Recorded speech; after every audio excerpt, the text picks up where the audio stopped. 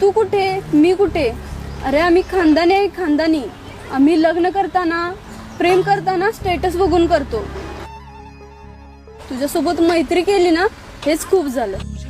Sorry madam, sorry. प्रेमामध्ये एवढी ताकद आहे ना, म्हणजे ती समजायला आणि त्यामध्ये उतरायला ना थोडा वेळ लागेल. पण तुला खरं सांगू का, जेव्हा तुला समजेल ना ते, तर त्यातून बाहेर पडायला शक्य नाही.